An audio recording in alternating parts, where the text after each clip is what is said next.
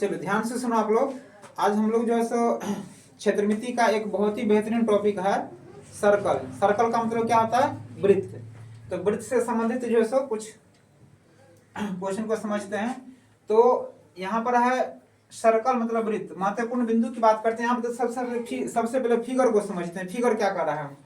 तो ये हमारा क्या है? सर्कल का पिक्चर है, जिसमें ये ए और बी, ए बी क्या हो गया? व्यास हो गया।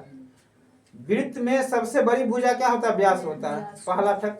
दूसरा फैक्ट, वृत्त को दो बराबर भाग में बांटती है ना, उसे हम व्यास कहते हैं। तो व्यास आप चाहे ऐसे ले लो चाहे ऐसे ले लो, कैसे भी लेंगे, लेकिन सेंटर जो होगा ना, सेंटर यहाँ पर जो केंद्र होगा, केंद्र होते हुए जाएगा, वही होता है व्यास। और त्रिज्या की बात करते हैं तो त्रिज्या सेंटर से लेकर के परिधि को टच करेगा ना, चाहे इधर टच करे, इधर टच करे, इधर टच करे, सेंटर से परिधि को टच करेगा, वही क्या हो जाएगा? त्रिज्या हो जाएगा। और ये है एम और एन जो है ना, इसको जीवा कहते हैं, कोड कहते हैं। ये क्या होता है? तो यह भी वृत्त को दो भाग में बांटते हैं, लेकिन दो असमान भाग में बांटते हैं। ये बड़ा वृत्त हो गया, ये छोटा लघु वृत्त हो गया, ये दीर्घ वृत्त और ये लघु वृत्त हो गया।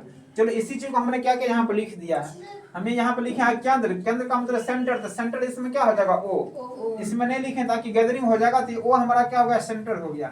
व्यास का मतलब डायमीटर। तो व्यास ए और बी क्या होगा? ये जो ए और बी यहाँ से यहाँ तक भुजा को क्या कहेंगे? व्यास कहेंगे, डायमीटर। नेक्स्ट है त्रिज्या, रेडियस। रेडियस की बात करते हैं तो रेडियस यहाँ से लेकर के ओ ए और ओ बी हमारा क्या हो जाएगा? त्रिज्या हो जाएगा, रेडियस हो जाएगा। इसको आर के द्वारा सूचित किया जाता है। जीवा की बात करते हैं कोड, तो कोड एम और एन क्या होगा? कोड होगा। ये क्या करता है? ये वृत्त को दो भाग में बांटती है, दो असमान भाग में, ये लघु वृत्त और ये दीर्घ वृत्त। और जीवा का इसका काम क्या है? व्यास का। तो ये वृत्त को दो बराबर भाग में बांटती है। देखो यहाँ पर फॉर्मूला, अब इसका चार का फॉर्मूला मुख्य रूप से बेसिकली इसका क्या होता है? ज्यादा इस्तेमाल किया जाता है। पहला है वृत्त का क्षेत्रफल, तो पाई आर स्क्वायर। वृत्त का परिधि या चाहे परिमाप पूछे, दोनों एक ही होता है, परिधि या परिमाप 2 पाई आर होता है। फिर आगे इसका क्वेश्चन है कि वृत्त का व्यास d बराबर क्या होता है? 2 गुने त्रिज्या या 2r होता है। वृत्त का त्रिज्या r बराबर व्यास बटा 2 या d/2 होता है। नोट लिखें बाबू, वृत्त में सबसे बड़ी भुजा को व्यास कहते हैं। दूसरा नोट में है व्यास वृत्त को दो बराबर भागों में बांटती है। और तीसरा में है जीवा वृत्त को दो असमान भागों में बांटती है, लघु वृत्त और दीर्घ वृत्त में। अब इस प्रकार से हम कुछ क्वेश्चन दे रहे हैं। ये क्वेश्चन आपको इस प्रकार से दिया रह सकता है कि वृत्त का त्रिज्या 21 सेंटीमीटर, तो इस वृत्त का क्षेत्रफल, परिधि या व्यास करें, व्यास ज्ञात करें। तो कोई एक ही चीज, ये आपको आर का मान दिया रहेगा या फिर व्यास का मान दिया रहेगा, अब बोलेगा कोई एक निकालने के लिए। हम एक ही क्वेश्चन में सारे के सारे आपको निकालना सिखा देते हैं, ठीक है ना। तो जैसे इसका त्रिज्या, अगर इसका फिगर बनाएंगे, इसका फिगर मान लो ये हो गया, इसका त्रिज्या दे दिया है, आर का मान क्या होता है? त्रिज्या। इसको मानेंगे ओ और ये हो गया आर, ठीक है ना। तो आर का मतलब क्या होता है? त्रिज्या। तो इसका जो है, इसको अगर हम हल की बात करते हैं बाबू, इसका हल में देखो, तो त्रिज्या हमारा क्या हो गया? त्रिज्या आर का वैल्यू हो गया 21। तो अब सबसे पहले क्या कर रहा है? वृत्त का क्षेत्रफल ज्ञात करने के लिए। तो वृत्त का क्षेत्रफल का फॉर्मूला क्या होता है? आप लोग बोलो तो। वृत्त का क्षेत्रफल क्या होता है? पाई आर स्क्वायर। पाई का वैल्यू कितना होता है? 22/7 हो जाता है। आर का मान कितना है? 21 है, तो 21 का स्क्वायर करेंगे तो 21 × 21, इसको गुना करेंगे तो कितना होगा? 7 3 जाए इतना। तो अब 22 × 3 और इंटू हो गया 21। अब इसको मल्टीप्लाई करेंगे ना, इसका मल्टीप्लाई कितना हो गया?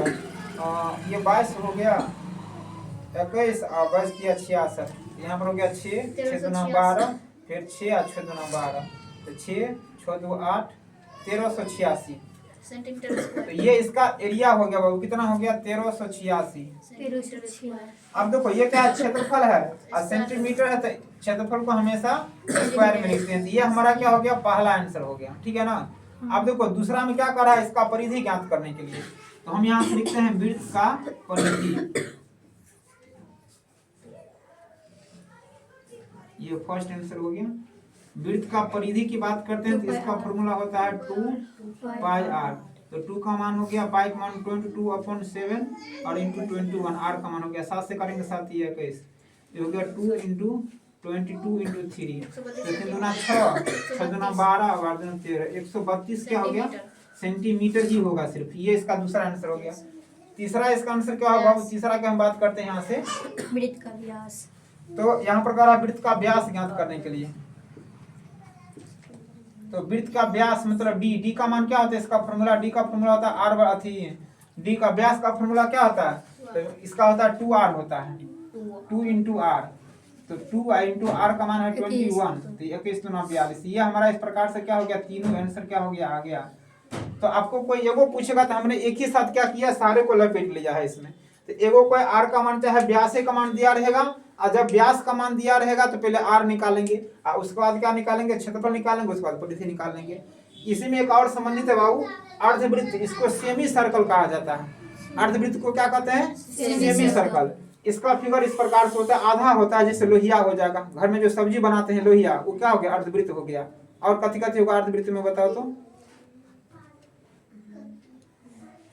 लोहिया जो हमारा होता है अर्धवृत्त में होता है, और पेंदी का आकार होगा ना इसे, तो वो सब क्या होता है, सेमी सर्कल होता है। इसका जो दो का फॉर्मूला सबसे इंपॉर्टेंट होता है, अर्धवृत्त का क्षेत्रफल तो 1/2 पाई आर स्क्वायर होता है, ठीक है ना। मतलब वृत्त के क्षेत्रफल के आधा बटा में 2 कर देंगे तो ये होगा अर्धवृत्त का क्षेत्रफल।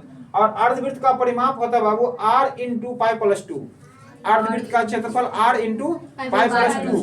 और इस प्रकार से पाई का वैल्यू होता है 3.14 या 22/7 होता है। स्टॉप कर दो तो नीचे वाला।